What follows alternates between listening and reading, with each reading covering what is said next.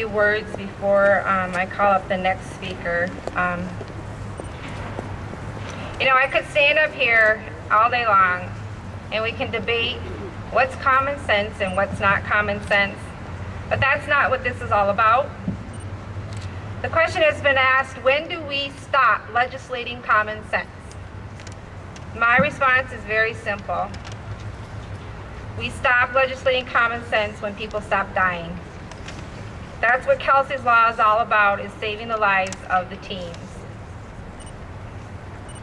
Other distractions such as eating, grooming, reading a book, those are all serious things that are being done when behind the wheel of a car and should not be done while behind the wheel of a car. But the #1 distraction in America today while you're driving is cell phone use.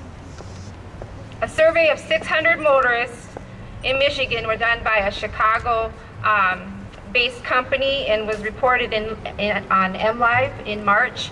And this is what they found. Of those 600 motorists, 57% of the drivers said they make or accept cell phone calls. 27% on a daily basis, 17% look at incoming texts or emails. Of those surveyed that were under the age of 30, 80% said they make and receive calls.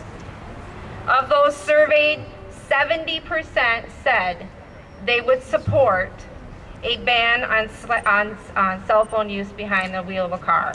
70% of our legislators' constituents said that they would support this bill. You know, I've worked in K through 12 for almost 15 years now in the technology department. I've seen the technology come. I've seen the kids just eat it right up. From the laptops, the desktops, the iPads, the iPhones.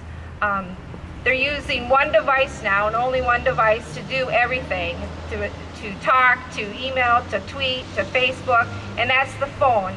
And they're doing it behind the wheel of a car.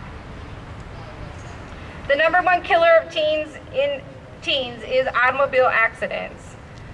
Teens are 3 times more likely to get into a car accident because of their inexperience.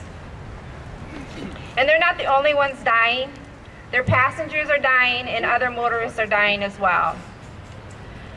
There are 32 other states that have this law already. Some states have it so that it's 21 and under are forbidden to use their cell phone. Some have it at 18 others. Some have it, like Kelsey's, for a probationary period. That's 32 other states. 2 states have passed this similar law since Kelsey's Law has sat in the House for the last 6 months. 2 states. Wisconsin has passed Assembly Bill number 291 in March, and Ohio just passed Bill number 4511.25 in August. So I ask, why has Michigan not stepped up and passed this law to save our teens?